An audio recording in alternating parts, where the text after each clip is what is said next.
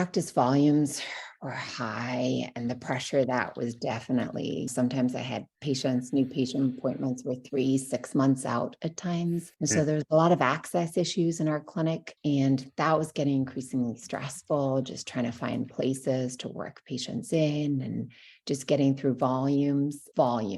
Like where you had thousands of patients, I imagine.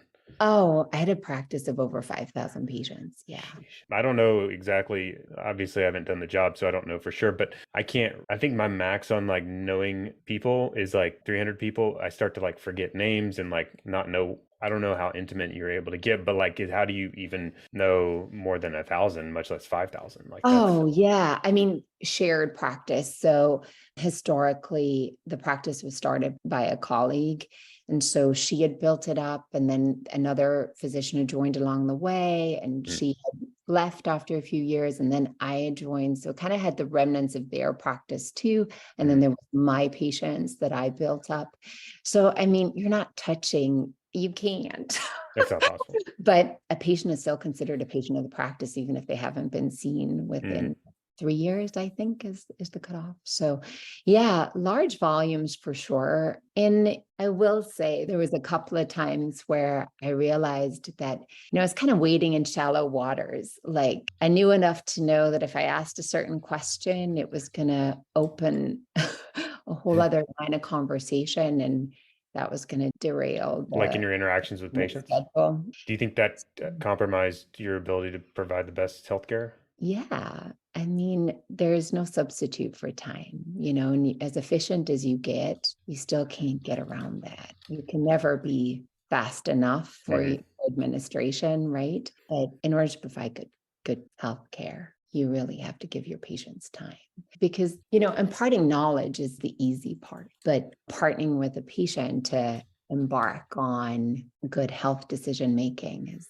a whole other process. The art. That's like the art of it. Yeah, it is. And so often like giving them the education is the easy part, but then helping them to understand it and then to sort of helping them to incorporate it into their lives and building a relationship whereby, they share with you what their limitations are. Connecting with your patients is it's so important, Mm. in order to really be effective and bring healing to any situation. And so, yeah, like there's a lot of different stories, but my daughter, my 5-year-old, who's quite a spitfire, my youngest, she came to work with me one afternoon at some gap. And I don't know, I had to pick her up and sit her in my office for a couple of hours.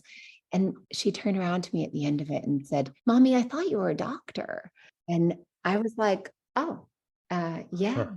I am a doctor. And she's like, oh, you're not a computer person? Wow. And I was like, oh, yeah, because that's really what she saw. Obviously, I wasn't bringing her into patient rooms with me. But She saw still, my office. Yeah. And so there was a lot of those moments. the kids always are great eye openers to things. They're like, They're really good at observing, not always so great at interpretation, right? yeah, yeah. But she really did reflect back to me. And I was like, yeah, like spending a lot of time charting. And honestly, there was times when, I just go into clinic and I'd be like, today I'm just gonna like not chart. I scaled back. So I had time to chart outside of the office. And that made a huge difference. Sometimes I just be like, I'm just going to interact with my patients fully. Multitasking is applauded, but I think there's give and take there. And so, you can't really make eye contact and type at the same time or send in a prescription or, Yeah. it's not really feasible. One of them's got to go. Yeah. And there's so many nonverbal cues in conversation and you miss them. And so, I do that from time to time. And then I'd sit down and be like, okay, now I need to package that whole encounter into a Mm. billable visit. And, it was kind of switching gears. And I was like, gosh, if I didn't have to document so much, I really feel like I could give more. And I think the documentation has definitely increased over my lifetime in medicine. It's a bit of a killjoy. Yeah. And people talk about getting scribes, but it's not feasible for everybody. But the And other thing is like, what's the purpose of the documentation? Is it, I mean, there's one thing to do like valuable for the patient's interest, like really important notes are valuable. But if it's like kind of like halfway garbage, or like this is just for billing purposes, or like I'm just doing the things to check the boxes, that's mind numbing, I think. And I think honestly, if you have huge volumes of patients, you almost need that documentation because You can't remember. fall back on. Yes. Yes. So there's that whole piece to it.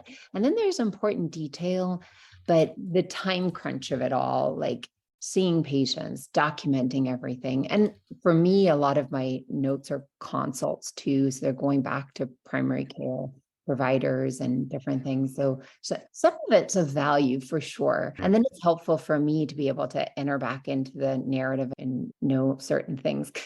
I'll be honest, I'm not holding that around in my head, but it is exhaustive. There's a lot of it that's redundant for sure. Mm. And but it's also there is a role for it, but I think Mm.